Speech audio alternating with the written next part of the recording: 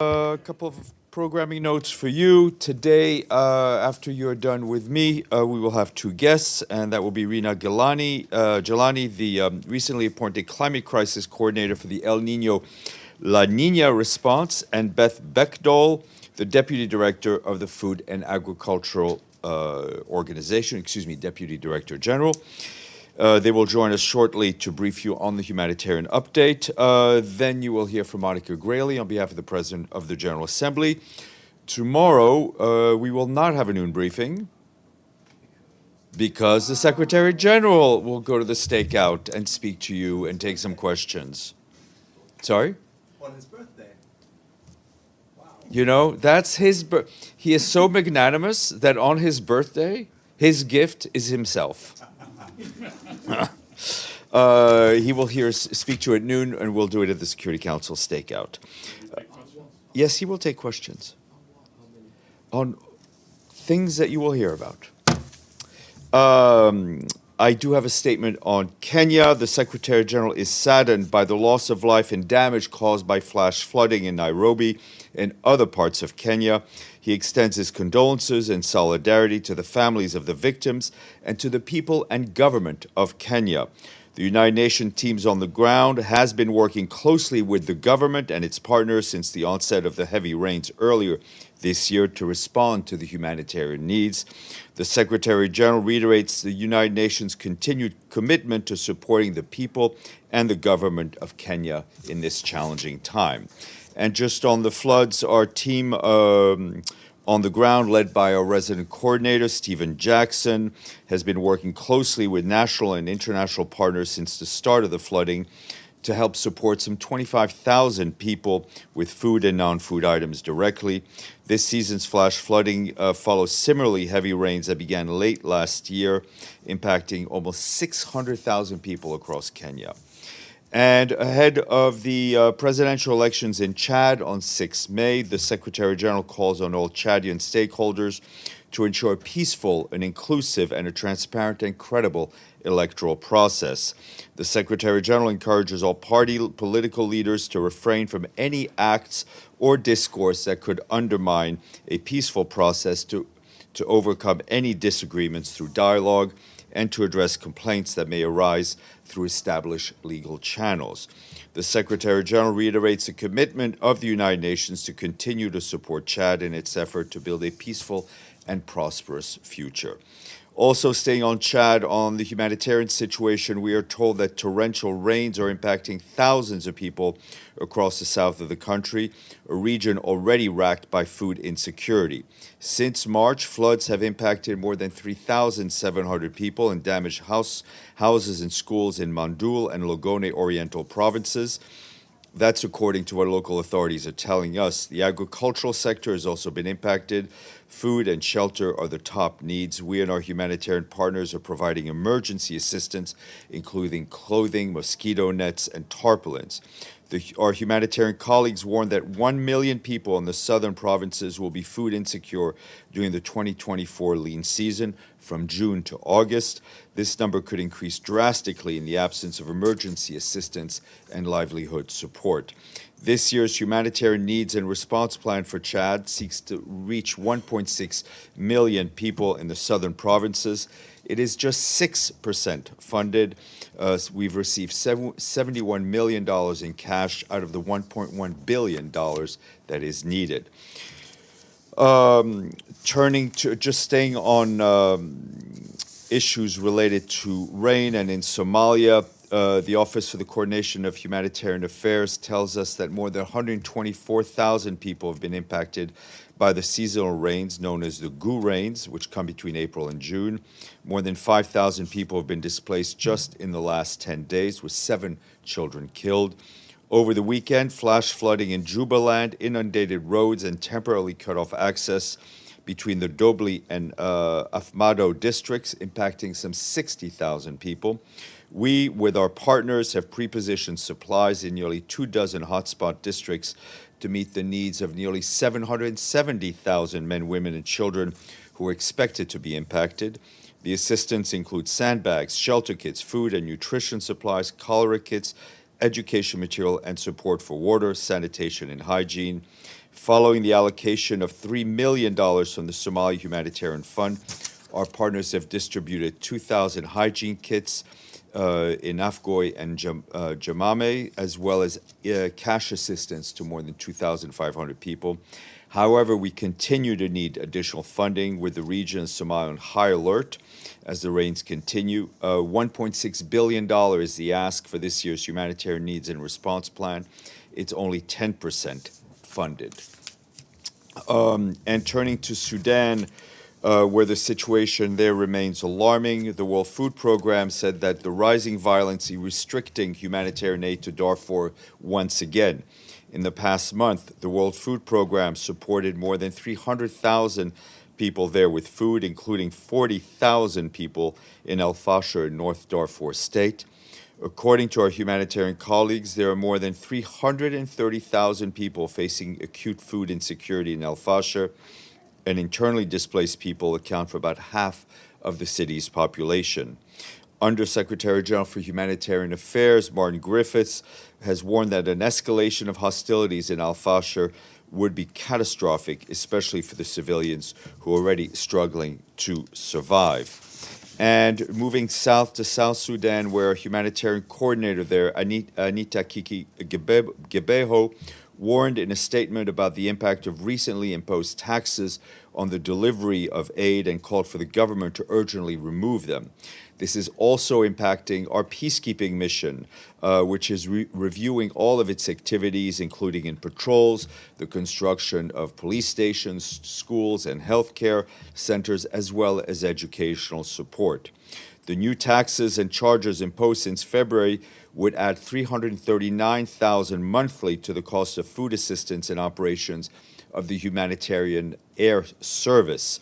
These funds are enough to feed more than 16,300 people for 1 month.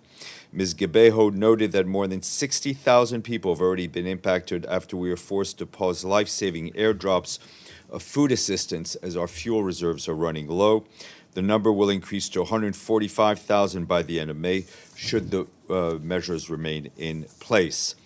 And our peacekeeping colleagues in South Sudan report that they have deployed additional troops and launched urgent integrated patrols to 2 hotspots following a sudden surge in intercommunal violence.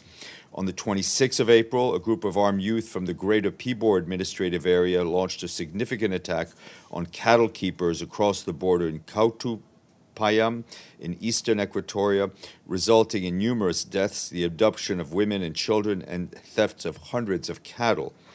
In response, the peacekeeping mission has sent patrols to the affected locations on both sides of the border to assess the situation and help prevent further violence and support efforts by state and local administrators to de-escalate tensions. Meanwhile, in Tambora in western Equatoria, tensions between ethnic groups are rising, fearing further violence. Around 13,000 people have now sought sanctuary at a temporary UN peacekeeping base, while 4,000 others have arrived at another displacement camp. Over the weekend, the mission deployed an additional 76 peacekeepers to reinforce the base, protected displaced families, and boost patrols in the surrounding area. Our peacekeeping colleagues in South Sudan are also engaging with political parties and community leaders at the local and national level to reduce tensions and restore calm. Excuse me.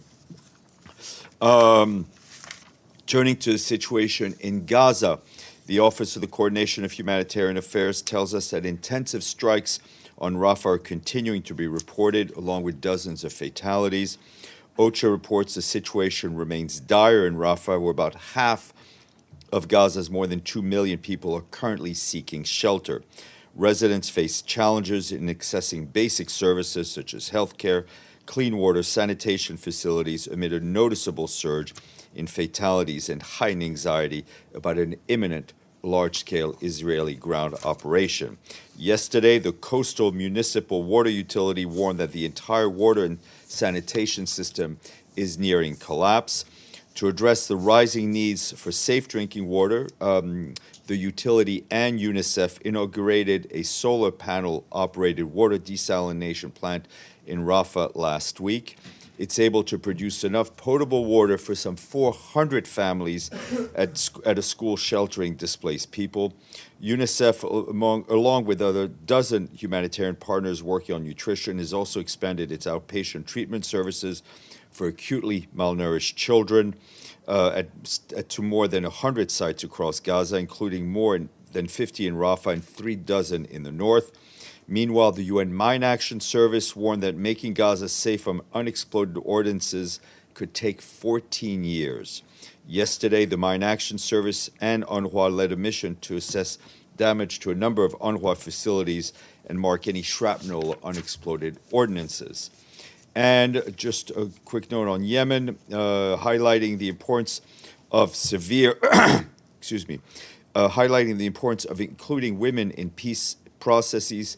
The Office of Hans Grunberg, our special envoy, along with the Ministry of Foreign Affairs of Yemen, the European Union, and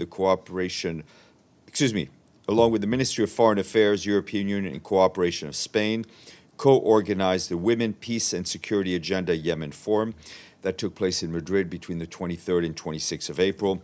The forum provided space for the exchange of experiences and brought Yemeni women peace advocates together with experts in gender mediation and representatives from non-governmental organizations and think tanks from across the world. Special Envoy Grunberg stressed that repeatedly the Yemenis need a resumption of inclusive political process that engages a variety of voices, including women and youth. On Haiti, a number of you have been asking me about the official letters we've gotten regarding the multinational security support force and the trust fund. I have some updates for you. As of today, the Bahamas, Bangladesh, Barbados, Benin, Chad, Jamaica, and Kenya have officially notified the Secretary General in writing, as requested by Resolution 2699, of their intent to contribute personnel to the multinational security support mission. The letters are available online. We shared the links with you on Friday. Other countries have expressed interest, including publicly, but we have not yet received official notifications. I can also confirm to you that there is now $18 million deposited in the trust fund for the multinational security support mission. The funds were provided by Canada, by France, and the United States. We thank all of those who've contributed, both in terms of pledges and in cash, to ensure that the support mission receives the financial, logistical support it needs. 105 contributors to the regular budget. You ready? This is a good one. This comes from a nation whose flags has 3 colors represented on it. Black signifying the difficulties the country has faced, yellow for sunlight, and agriculture and hope is green. Nope. Nope. Argentina. Oh, come on. But we would love to take money from Argentina. If you're still guessing, Ian Fleming wrote all of his Bond thrillers there in his bungalow named Goldeneye. And it is also, interesting aside, Ian Fleming became the first English language writer to have an international airport named after him in this country. You can find the Ian Fleming International Airport near Oracabessa. In which country? Jamaica. Jamaica, man. We thank our friends in Kingston. Oh, yeah. Okay. Edie. Thank you, Steph. Does the Secretary General have any comment on the more hopeful comments about a possible 40-day ceasefire between Hamas and Israel in Gaza? I mean, we've seen these reports. We've seen the intensification of the talks.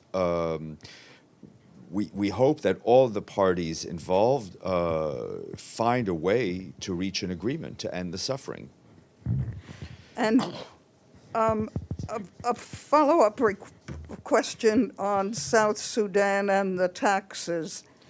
Has there been any reaction from South Sudan on the request to drop these onerous taxes? No, as far as I know, this still stands and is still having an impact. Is having an impact on us, and you could see our peacekeeping colleagues, despite these challenges, are able to do some things, but they're reviewing all of their activities.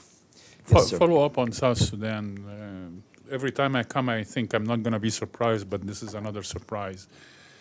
Are there, usually when there is humanitarian aid provided and there is a de facto state in existence, does the agreements between the UN and the host country or the country impacted includes in any case any mention of taxing humanitarian? I mean, first of all, I haven't heard it South before. Sudan is not a de facto. I mean, we're not dealing with a de facto government. We're dealing with a government, right? Obviously, this goes against the agreements that we had with them. Benno.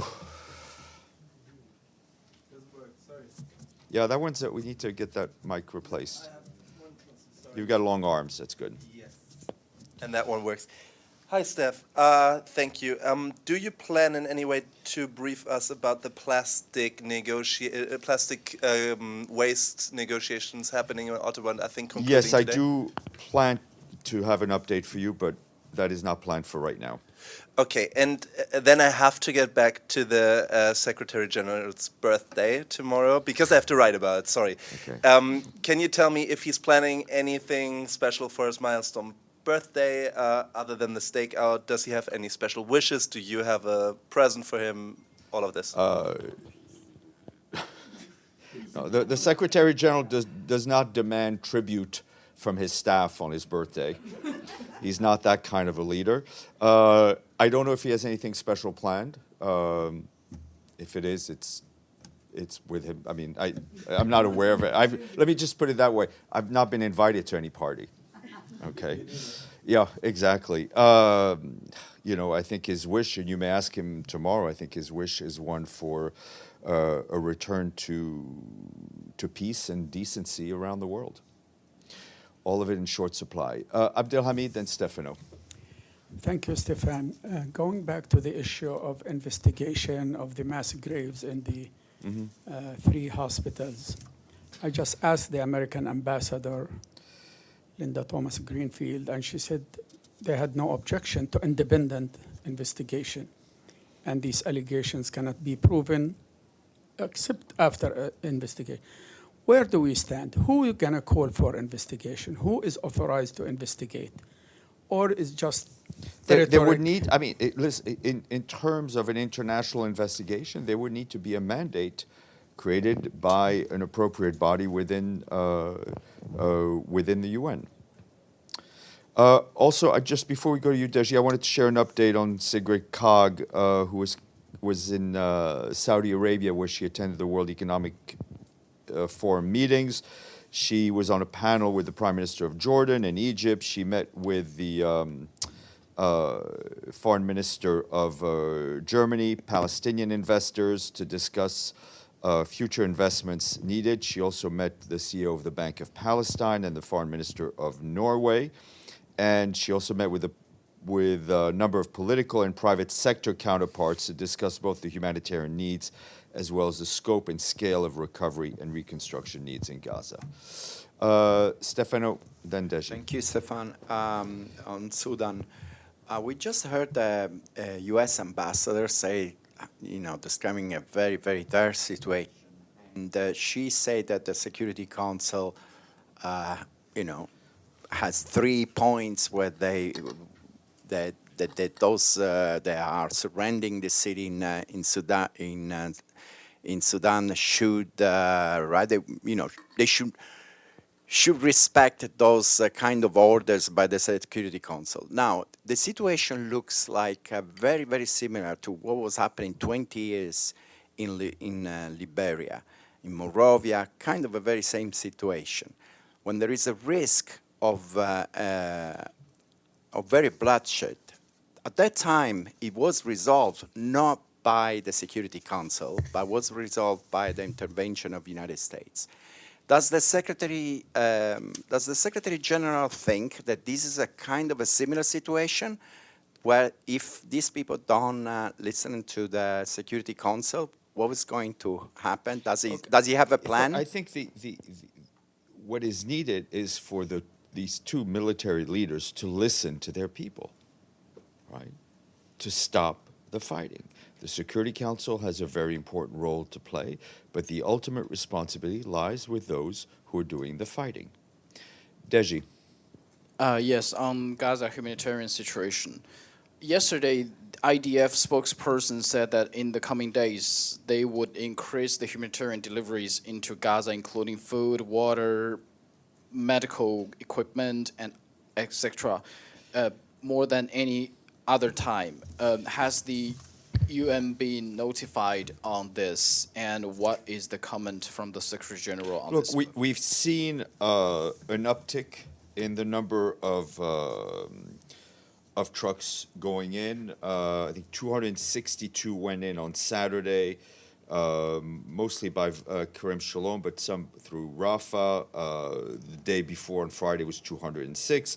So yes, we're seeing an uptick in trucks. But I think if you remember Mr. Lazzarini here on Friday or Thursday, last week, was very clear that counting trucks was not the best measure, because once the trucks cross into Gaza, the challenges that we face remain. The problem with the distribution, the ongoing fighting, the checkpoints, all of the stumbling blocks that we've told you about are remaining. But is there a sign of loosening the obstacles, or whatever you call it, from the Israeli part to increase the delivery so far? We're just seeing more. We are seeing more come in, right? Because the number of trucks that are coming in. The issue for us is that the fighting is ongoing, right? It's clear. It should be clear to anyone that delivering aid in an active combat zone has a few challenges, to say the least. I have some more questions, sorry. On the temporary pier the U.S. is building, do you have any update on how would the UN participate in the I operation? think, Carl, we've all told you that those discussions with the UN are ongoing. Still ongoing. Yeah. But it's been reported a couple of hours ago by Reuters that temporary pier cost $320 million. Yep. I just checked this number. The U.S. flash appeal for UNRWA is 1.2 billion, which is like 4 times this number. Do you think that money, given the fact that everybody said that humanitarian delivery by road is the best way, should they actually put this money to, let's say, construction of roads and... We need aid to come in by sea, we need aid to come in by air, but most importantly, we need aid to come in by land, because it is the most cost-effective way to do it. But is if there was a humanitarian ceasefire, if the fighting stopped, we could get a lot more done by land. And that is U.S. money. It is not UN money. But do you think it's a waste of money? That is a question best left to analysts such as yourself. Okay. Gabriel. Thank you, Steph. There's some reporting coming out of Haiti today that maybe end of May is when they're looking at maybe getting some of the forces arriving there. Are you guys hearing anything similar to that? Others in this building may have. I have not. Okay. And just to follow up on the mass graves, in Ukraine in 2022, after Russian forces left Izium, there were reports of mass graves, and the UN had a monitoring mission there almost immediately. What mandate did they have that's different in the situation? There'd been a human rights monitoring mission in Ukraine for a long time. I think since soon after 2014. Let's take a step back and speak in theory. If there is a report of a mass grave in someplace, right, and if the country that controls that territory is open and willing and wants to see an investigation, it's obviously a lot more simple than the situation in Gaza. Okay, Edie, and then I will get our guests. Thanks, Steph. Just one follow-up. Is there a target amount of money that the UN thinks is essential for getting the multinational force in I was hoping you Haiti. would ask me that question. I will try to find that number for you. Okay, please don't move.